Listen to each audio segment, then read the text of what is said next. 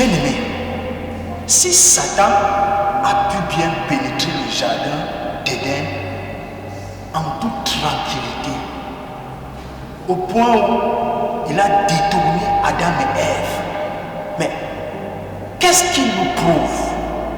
Qu'est-ce qui nous prouve que lorsqu'on sera là-bas, après notre mort, on sera en toute tranquillité?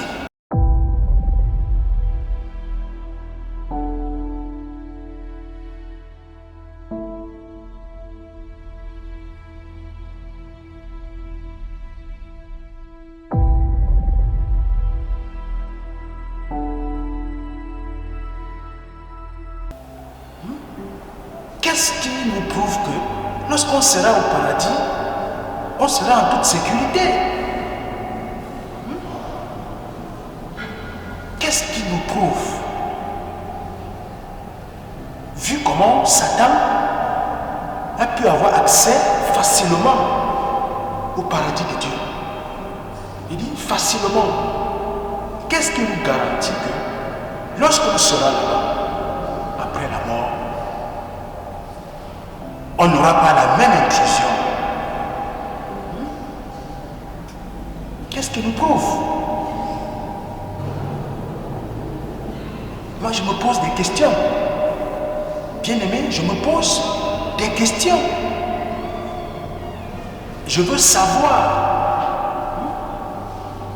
Je ne veux pas juste croire. Je veux savoir. Je veux bien faire confiance. Je veux bien faire confiance à Dieu, mais lorsque lui-même, il nous dit à travers la Bible que Satan est entré dans son jardin, dans son royaume, mais ça me fait peur. Ça me fait réfléchir. Ça me fait paniquer. Comment il a fait pour avoir accès aussi facilement? Comment il fait pour se retrouver dans ce cadre qui est sain, qui est protégé par la puissance de Dieu? Ça fait réfléchir. La sécurité du paradis est zéro. Il y a des failles. Et pas une petite faille, une grosse faille. C'est même très risqué d'être au paradis, bien-aimé. C'est très risqué.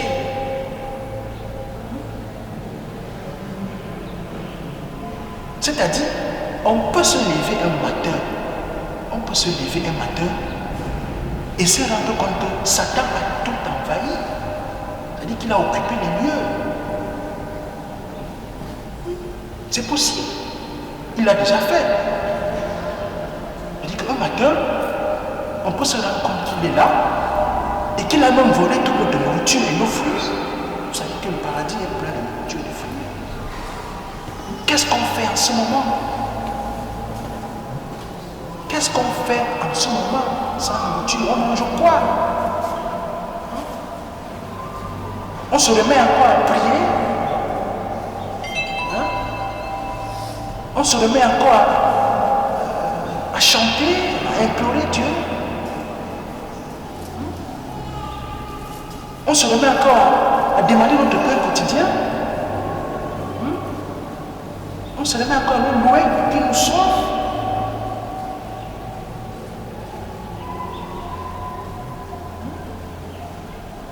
Qu'est-ce qu'on fait en ce moment? Parce que s'il y a un endroit qui doit être hautement sécurisé, mais c'est bien le paradis. S'il y a un endroit qui doit être bien gardé, mais c'est bien le paradis. Là-bas, c'est Dieu qui est personnellement, c'est Dieu qui a le contrôle. Il a lui-même, c'est-à-dire que c'est lui qui détient le contrôle. C'est pas quelqu'un d'autre. Mais comment comprendre que dans un paradis que Dieu a aménagé pour ses enfants, pour nous, mais il y a une faille? faille jusqu'à ce que Satan l'exploite pour y avoir accès. Comment comprendre?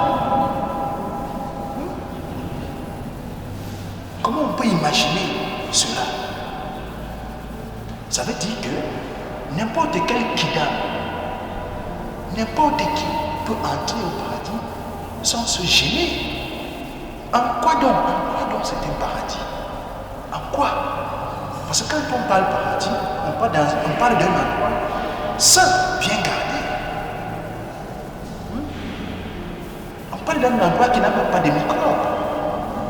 Sinon, c'est quoi la différence entre ici et ce paradis? Un paradis doit être un endroit où on peut vivre en toute tranquillité sans courir le risque de se faire cambrioler par qui que ce soit. C'est la moindre des choses. C'est une faiblesse de la part de notre Dieu. C'est une faiblesse de nous dire que Satan est entré au paradis. Ça prouve que Dieu n'est pas assez puissant pour protéger un petit endroit de deux personnes. Il n'est pas assez puissant, ils sont juste deux.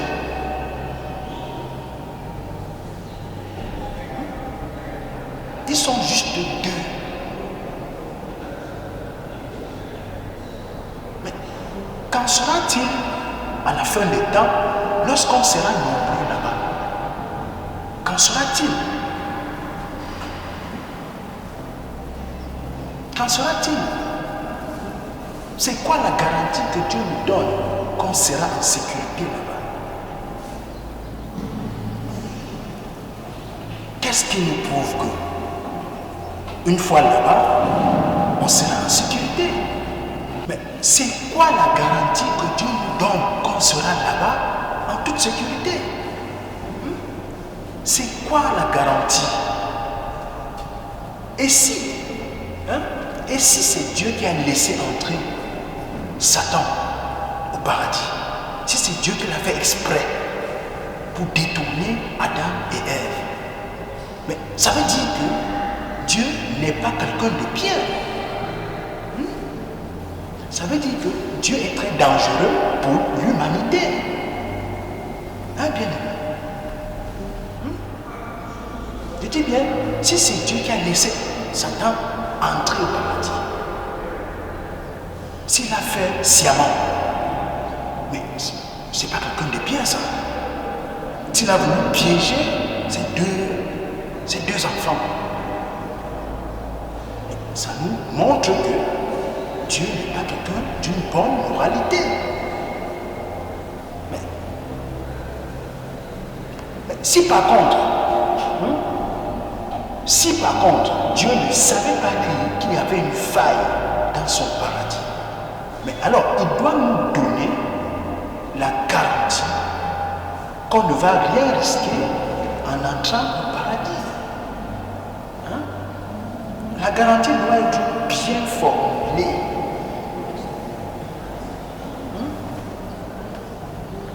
C'est-à-dire, Dieu doit nous, je dirais quoi, mais il doit nous rassurer qu'on ne vivra pas le même scénario à la Adam et Ève. Une fois on sera là-bas. Parce que ça ne sert à rien de laisser Satan ici sur terre pour aller au paradis, se faire encore emmerder. Est-ce que vous comprenez mon inquiétude? Ça ne sert à rien de se retrouver au paradis et de se faire encore emmerder. Sur terre, on se fait déjà trop emmerder par Satan.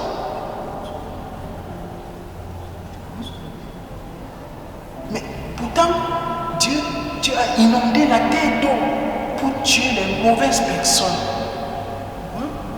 Dieu a brûlé Sodome et Gomorrhe dans le but de tuer les homosexuels.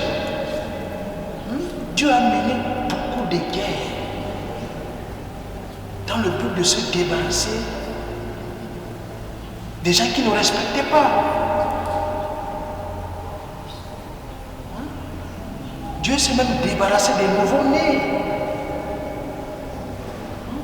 Dieu a permis qu'on tue plein de nouveau-nés pour que son fils puisse vivre.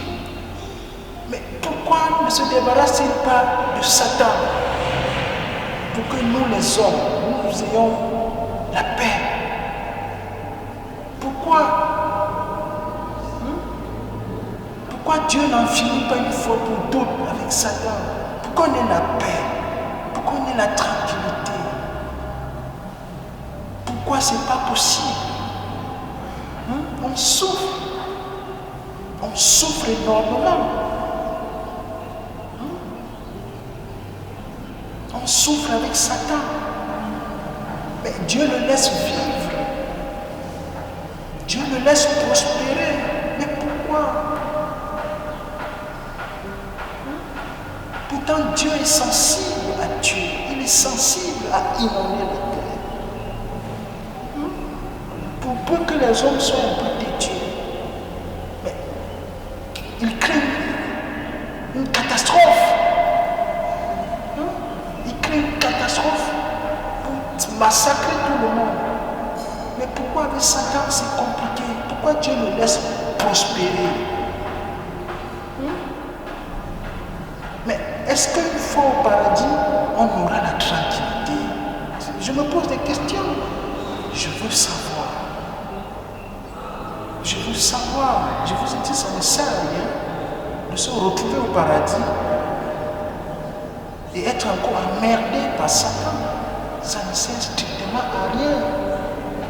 Est-ce qu'on aura la paix une fois où le royaume est sûr? Est-ce qu'on aura la paix, bien-aimé? Est-ce qu'on aura la paix? Est-ce qu'on sera tranquille? Je me pose juste des questions. Je m'interroge.